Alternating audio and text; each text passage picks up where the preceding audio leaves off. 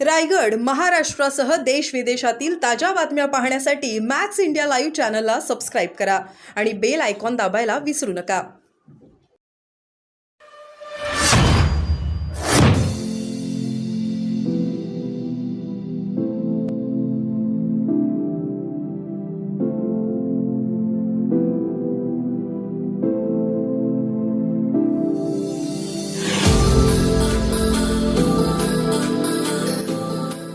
किती जागा मी पहिल्यांदा निवेदन करतो, मग तुम्ही हे करा. काँग्रेसमधला ओबीसी आणि मुस्लिम समुदाय जो आहे तो फार मोठ्या प्रमाणात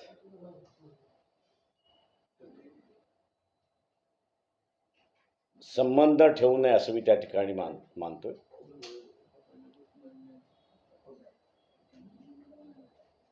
त्यांनी असं एक स्टार्टलिंग बातमी माझ्यापर्यंत पोहोचवलेली आहे आणि ती म्हणजे इंटरनली काँग्रेस असं ठरवत आहे की आपण 150 जागेच्या खाली यायचं नाही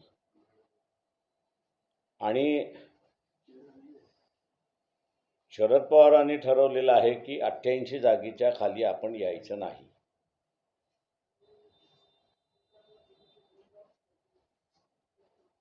या दोघांचंही आपण असं टोटल केली तर 244 होतात अशी परिस्थिती आहे. याचा अर्थ सेनेला म्हणजे उद्धव ठाकरे शिवसेनेला फक्त 44 जागा सोडायला तयार आहेत अशी असणारी परिस्थिती आहे.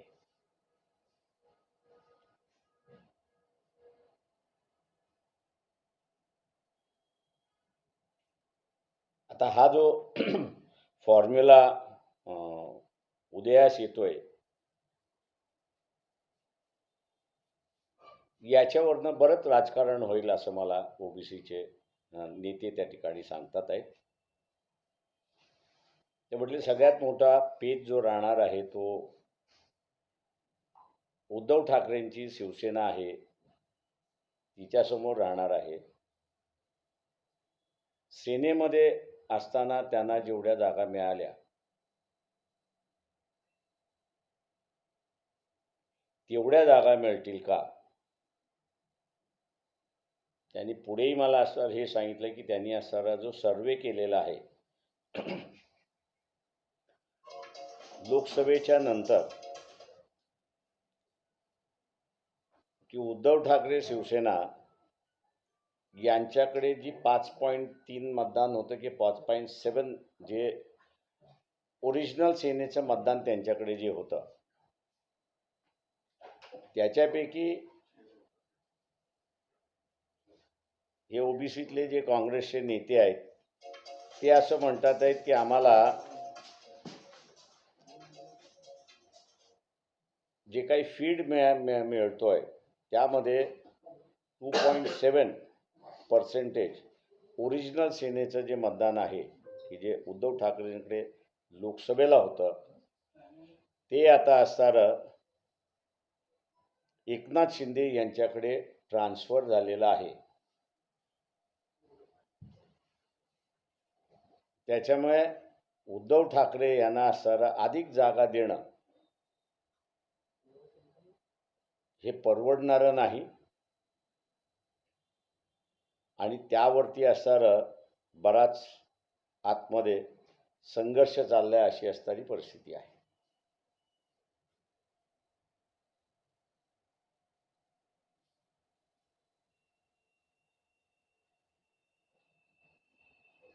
येणाऱ्या दिवसामध्ये काय होतंय अशी असणारी परिस्थिती आहे. दुसरं, वंचित बहुजन आघाडीने पहिली यादी आपली जाहीर केली. उमेदवार कुठे कुठे उभे करायचे यांचं जे मॅपिंग ज्याला आपण म्हणतो ते मॅपिंग आमचं झालेलं आहे. उमेदवारही तिथले फायनल झालेले आहेत. की सनातन मंत्रालय स्वतंत्र मंत्रालय स्थापित करावं असं पत्र पाठवलं. त्याला पूर्णपणे आमचा विरोध आहे. सनातन धर्म म्हटला म्हणजे इथे असणारा अस्पृश्यता आली, इथं जाती व्यवस्था आली इथं धर्म वर्चस्व आलं आणि त्याला पूर्णपणे आमचा असणारा विरोध राहणार आहे. सनातन धर्माला आमचा असणारा विरोध आहे, हिंदू धर्माला आमचा असणारा विरोध नाही. उद्धव ठाकरे सोबत चर्चेची काही दारं कायम बंद झाली की काय आहे थोडीफार उघडी? आम्ही कोणाबरोबर जाणार हे आम्ही सांगितलेलं आहे की आम्ही आता आदिवासी जो आहे त्याचा असता त्यांनी संघटन होते, त्यांच्याबरोबर वंचित बहुजन आघाडी जाते. जिल्ह्यामधल्या असणाऱ्या ओबीसी संघटना ज्या आहेत त्या ओबीसी संघटनाने असणारं जिल्ह्यापुरतं आपलं राजकारण आणि आपलं उमेदवारी फायनल करायचं ठरवलेलं आहे. तर त्यांच्याबरोबर आम्ही असणारं चाललेलो आहोत. तेव्हा या आघाडीमध्ये ज्याला कोणाला यायचं असेल, आमचे दरवाजे मोकळे आहेत, पण ही आघाडी कोणाकडे जाणार नाही. म्हणजे उद्धव ठाकरेंसाठी मोकळे आहे असं म्हणा. कोणासाठी मोकळे आहेत, फक्त भारतीय जनता पक्ष सोडून. रविकांत तुपकर, बच्चू कडू काही बोलणं झाले का कोणाशी? ते आमचं मध्यंतरी असणारं जे बोलणं आहे ते माझं स्वतःचं असणारं राजू शेट्टींबरोबर झालं होतं. आणि राजू शेट्टींना थोडंसं राजकीय शहाणपणसुद्धा असणारं शिकवलं की तुम्ही आता आम्ही जे एवढी वर्ष टिकलो आहोत त्याचं कारण असं आहे की आम्ही निवडून जरी आलो नाही तरी आमच्याकडे मतदान हे होतं, प्रत्येक मतदारसंघामधलं मतदान होतं. आणि हे मतदान आम्ही ज्याच्या कोणाच्या झोलीमध्ये टाकलं की त्याचं पारडं जड होत होतं आणि म्हणून आम्ही असणारं या राजकारणामध्ये रेलेव्हन्स राहिलेलो आहोत. महाराष्ट्रभर तुमच्याकडे मतदान असेल तर तुम्ही रेलेव्हन्स राहणार आहात. महाराष्ट्रभर तुमच्याकडे मतदान नसेल तर तुम्ही रेलेव्हन्स राहणार नाही. तुम्ही आमदार झालात तर रेलेव्हन्स होणार आहे. ज्या आघाडीबरोबर त्यांनी आम्हाला बसायला सांगितलं त्या आघाडीचा म्हटलं तुम्हाला शिरोळा मतदारसंघामध्ये फायदा होणार आहे का त्याचं सांगा. होणार असेल तर तुम्ही ठरवा. तुम्ही जे आमच्याबरोबर बसायला बघताय एका बाजूला आणि दुसऱ्या बाजूला त्या आघाडीबरोबर बसायला बघताय, म्हटलं तुम्हाला चॉईस करावा लागेल. एक तर तुम्ही आमच्याबरोबर या, नाही तर त्या आघाडीबरोबर जा. तुम्ही त्या आघाडीमध्ये गेलात तर शिरोळ मतदारसंघ आम्ही लढल्याशिवाय राहणार नाही, हेही आम्ही त्यांना असणारं व्हेरी क्लिअर त्या ठिकाणी केलेलं आहे. त्याच्यामुळे त्यांचा चॉईस आहे. उरलेला बच्चू कडू असेल किंवा इथं वामनराव चटप असतील, यांच्याबरोबर वंचित बहुजन आघाडी जाऊ शकत नाही अशी परिस्थिती आहे. कारण जिथनं वामनराव चटप लढतात त्या ठिकाणी गोंडवाना म्हणजे राजुरा मतदारसंघामध्ये गोंडवाना पार्टीचे असणारे उमेदवार त्या ठिकाणचे आहेत. आणि त्या दोघांमधल्या मतांमधला डिफरन्स फार नाही. राजुऱ्यामध्ये गोंडवाना परिषदेतले जे उमेदवार राहिले होते त्यांना 44,000 मतदार होते, यांना 47 होते आणि 52,000चं जिंकून आला होता अशी परिस्थिती आहे. पार्टी म्हणून असणारं बघितलं तर आम्ही गोंडवाना पार्टीला प्राधान्य त्या ठिकाणी दिलेलं आहे आणि त्यांच्याबरोबर समझोत्यामध्ये आहोत. मुंबई सिनेटचे निकाल आलेले आहे. कशा प्रकारे बघता तुम्ही विधानसभा निवडणुकीच्या पार्श्वभूमीवर या निकालांकडे? त्या निकालाचा आणि विधानसभेच्या निवडणुकीचा फार रिझल्ट असं मी त्या ठिकाणी मानत नाही.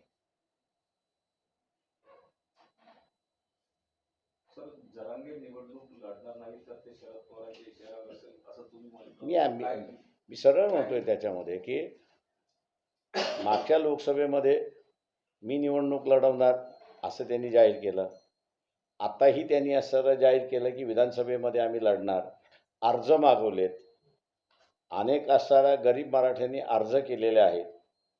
उलट नाशिक जिल्ह्यामधलं माझ्याकडे अधिकृत माहिती आहे म्हणून का त्या दिवशी मी होतो म्हणून की तिथले जेवढे 150 उमेदवारांनी अर्ज केले त्या 150 उमेदवारांनी जरांगे पाटील यांना असताना सांगितलं की तुम्ही उमेदवार द्या, आमच्यापैकी एकही बंडखोरी करणार नाही.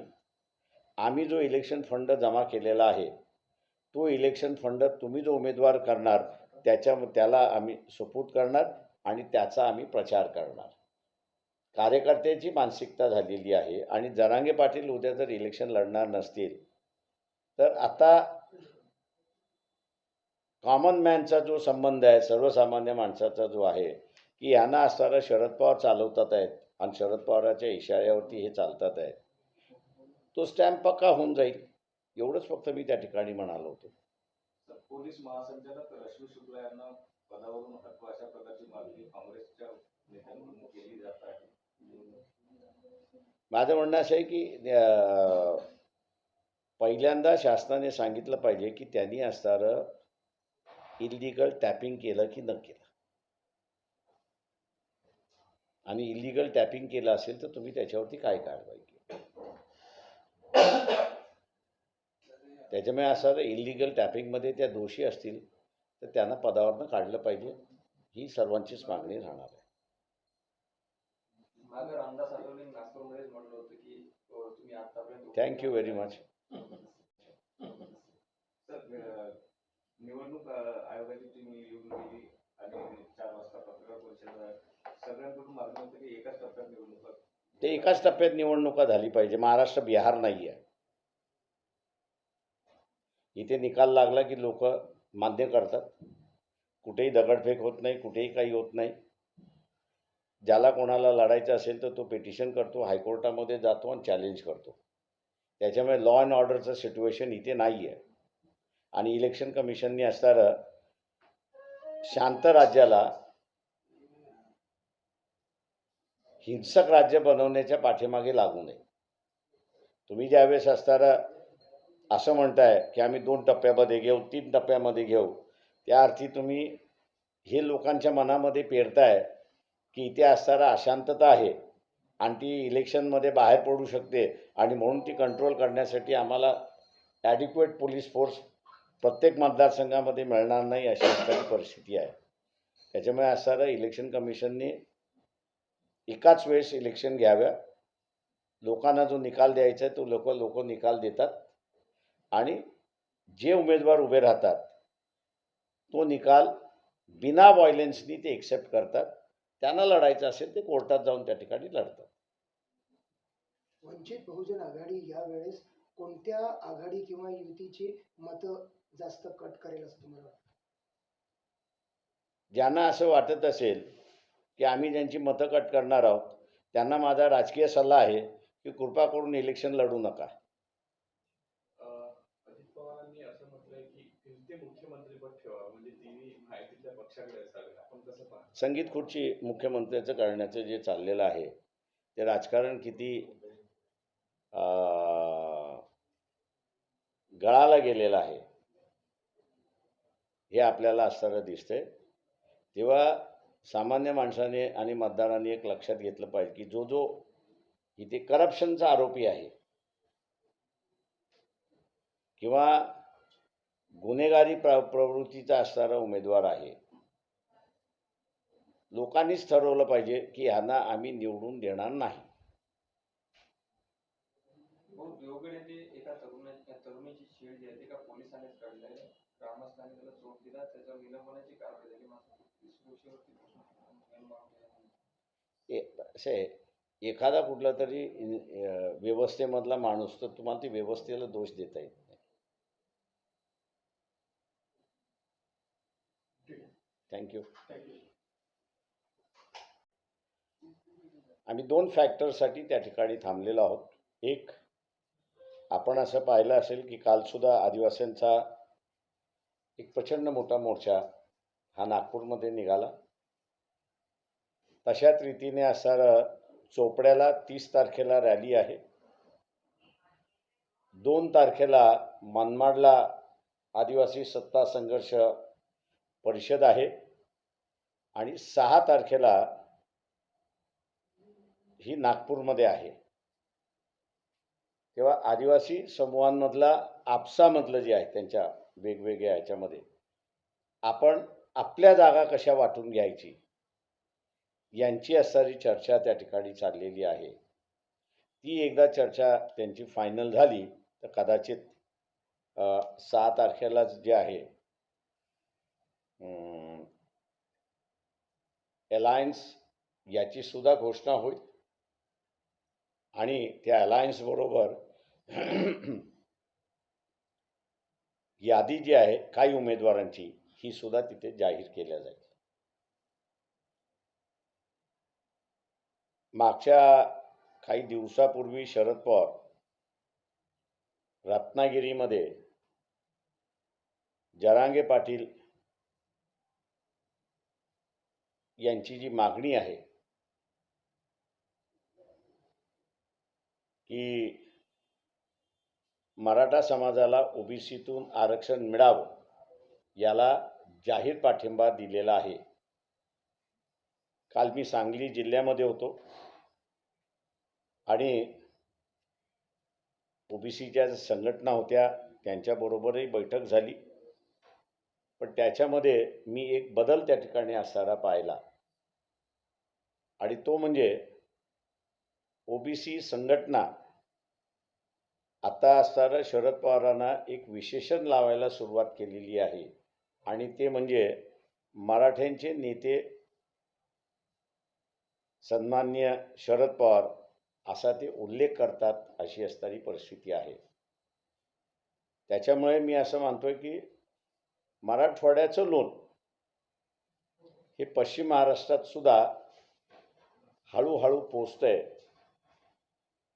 आरक्षण हा सगळ्यात महत्त्वाचा इश्यू होईल असं मला एकंदरीत दिसते.